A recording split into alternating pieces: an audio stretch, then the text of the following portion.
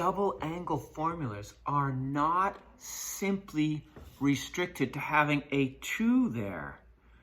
Let's take a look at this. What if we have sine 4 theta? That's sine of 2 times 2 theta. Have I done anything wrong? Nope. It's true. Sine 4 theta is sine of 2 times 2 theta. Well, this is sine 2 of anything is 2 sine of that thing cosine of that thing. Well, what is that thing?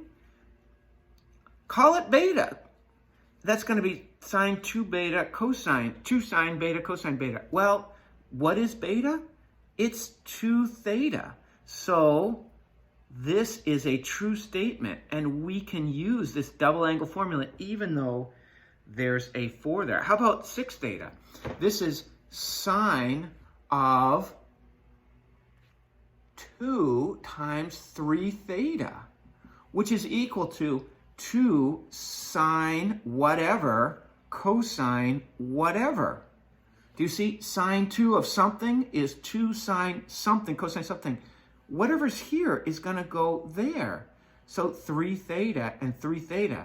How about sine 8 theta? Well, that's sine 2 times 4 theta, which is sine 2 of something, which is 2 sine something cosine something. What is the something in this case? 4 theta. So this is kind of like using sine 2 theta in disguise. Just be aware that this can happen, and it will be important for us to get out of a jam at some point. Not just limited to sine in this regard of disguised uses of the double angle. Cosine 4 theta. Well, I can write this as cosine 2 times something. Times what? 2 theta. And so, of course, that would be cosine 2 of something is cosine squared something minus sine squared something. And the something in this case happens to be 2 theta. So I can, as long as, and same thing with the sine, as long as this is an even number, I can do it. How about this? This is cosine, can I write it as a double angle? 2 times 3 theta, which is equal to 1 minus 2 sine squared of whatever. Well, the whatever in this case is 3 theta. If you get confused, call it alpha. You know that's the identity. Oh, and what is alpha? In this case, to make it a true statement, it's 3 theta. So that's all we're doing. And that might help us out of a jam someday. How about cosine 8 theta? Well, how can we write this as a double angle? This is cosine of 2 times, not 8, but 4 theta.